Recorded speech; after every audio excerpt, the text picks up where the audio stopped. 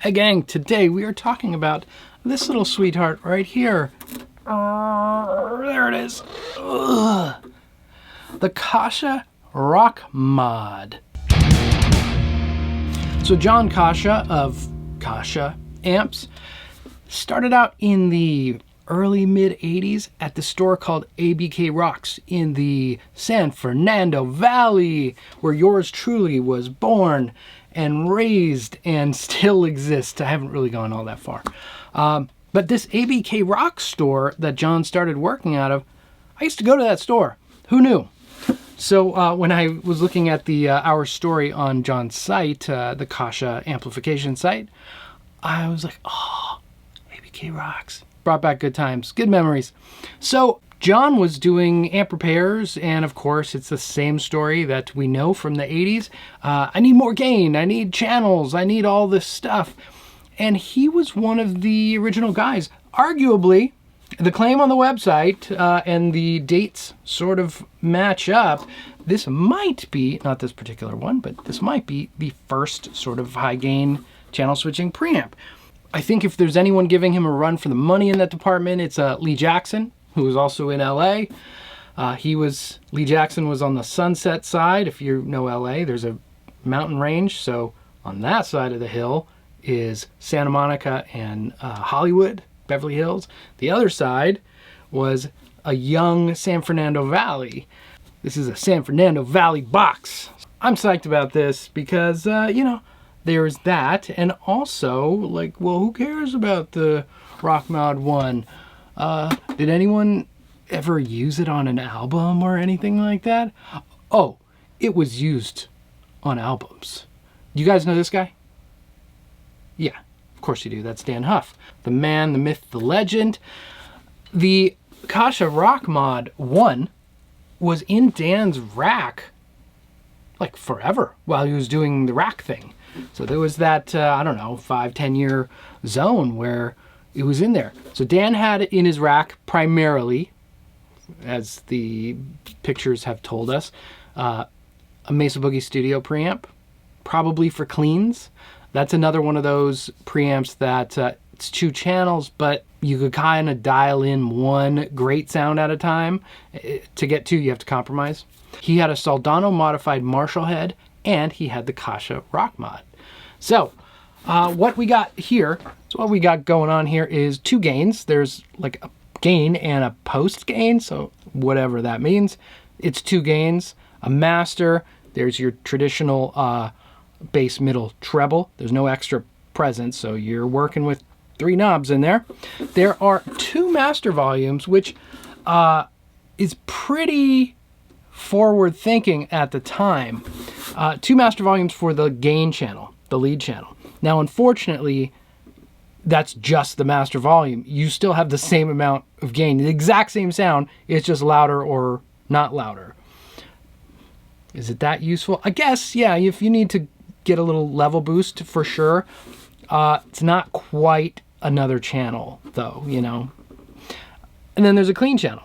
The clean channel is these 2 guys right over here, which has sort of a gain and its own master volume. So that's good.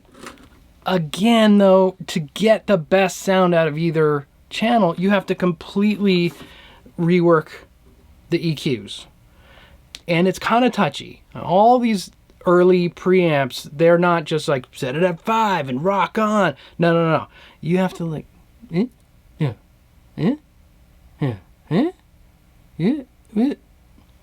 just is what it is. So, kind of makes sense why Dan would maybe have this, the studio preamp, and the Soldano modified Marshall head as his primary workhorses. And then he would also go direct too, I'm sure, because some of those skanky parts are like super, super clean. The Rockmod 1, I don't believe, lasted a very long time because the Rockmod 2 came out and addressed some of the issues, like having complete separate EQs. So before I'd gotten this, I thought that the clean sound probably sucked, assuming that Dan was using the Mesa all the time. Totally wrong. I actually think the clean sound rivals the Mesa clean sound, which is one of the best. Clean sound is fantastic out of this. It's really great. And then the lead sound is great too. Where it gets a little tricky is like the crunch sound. It's just, it wants to be a big searing, blazing lead thing. In true early 80s fashion, the switching on this is the pits. You have to use like a switching system. I'm just using one cable, so I'm just gonna move it back and forth. Even when I got it, I couldn't get it working to save my life with multiple different switchers. I'd have Dave Friedman go in and he set it up, which I don't know if it was wrong or he simplified it for me. So I could just go in and pop the channel in. But if you get one of these, you gotta know, it's like, it's got a weird TRS switching thing. So buyer beware. So anyway, let's plug this in and let me show you what it sounds like. Here we go, here we go, here we go. I'm running out of space. Can I make it? I got some single coils. We're going out to my 412. It's mic'd up. And this, got a little DBX 160A.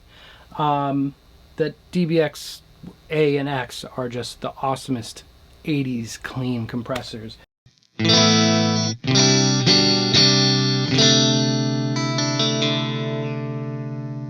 That's the Rockmod clean. Look how nice that is. Put on a little compression.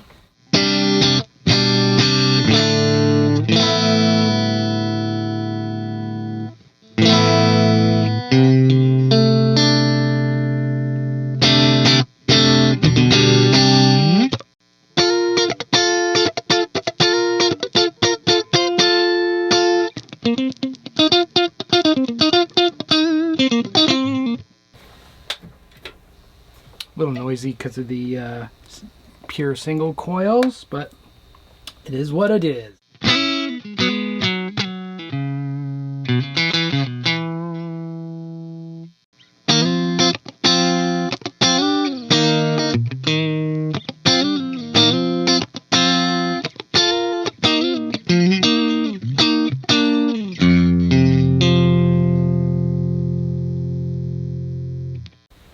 Here's the preamp gain really low.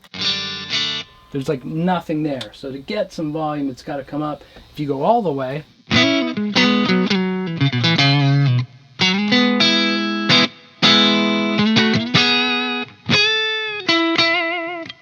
it's pretty nice, like Fender-y kind of vibe.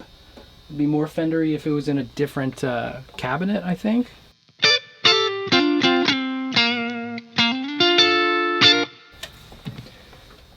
But let's go with some knobbage here. No bass.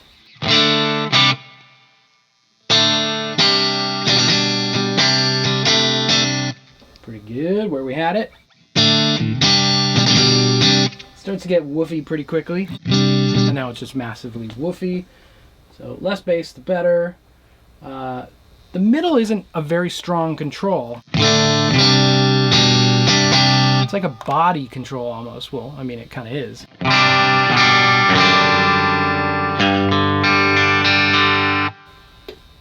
No mids.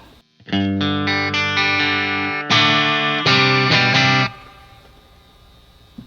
then the treble gets pretty bitey. It's a nasty boy. What?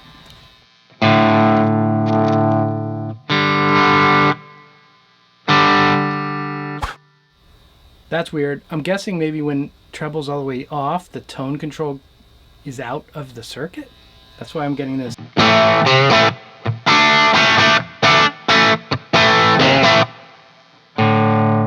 Because that doesn't make any sense. I wonder if something funky happening inside. Whatever, we're gonna pretend we didn't see that. So.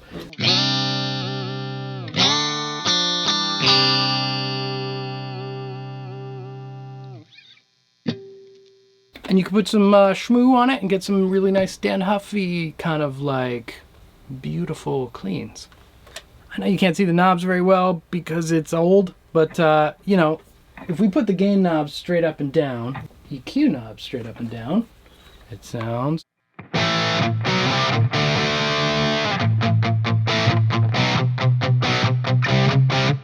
mean, it's not too bad. It's not too bad.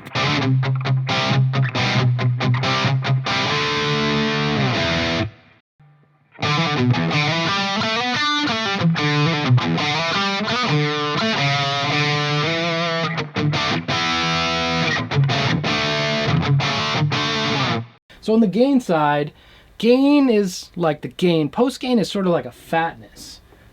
So if I go up from here on the gain side,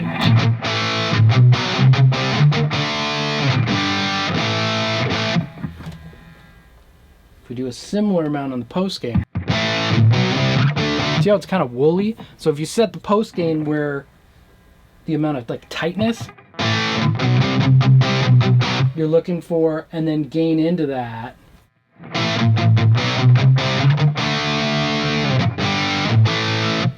it's got so much gain. Like we go full on gain,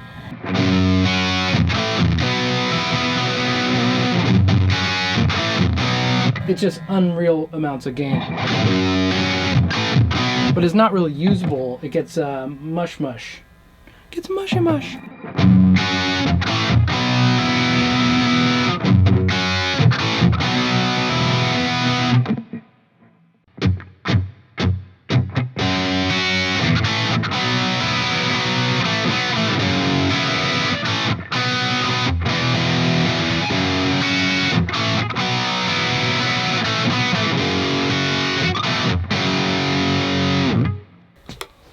That's pretty good. It's fat and pork rindy.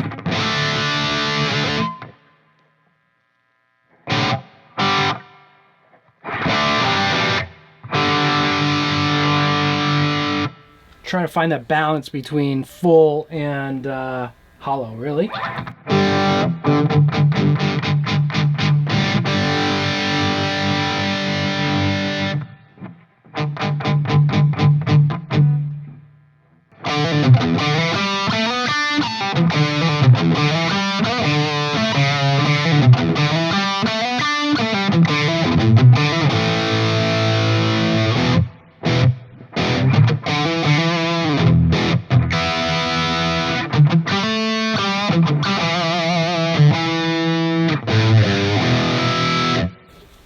It's nice. There's not really many other things you can do with it. Because in lower gain settings, it gets kind of quacky.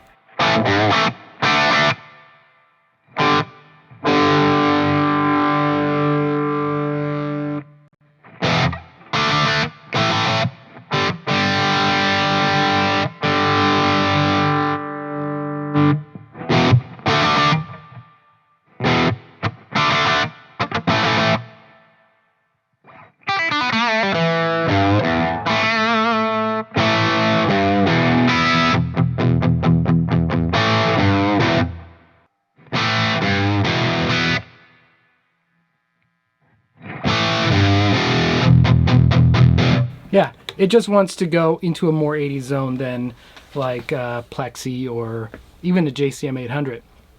It starts where those leave off.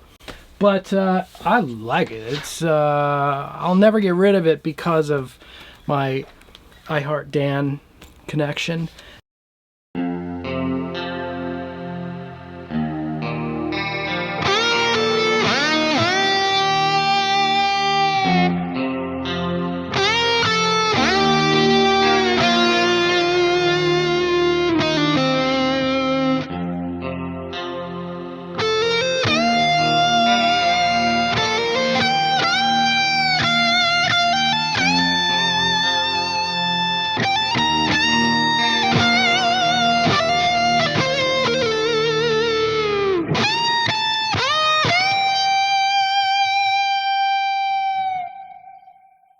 So that's it. Kasha Rockmod 1 going into the Fryette power station into a Marshall 412 with greenbacks.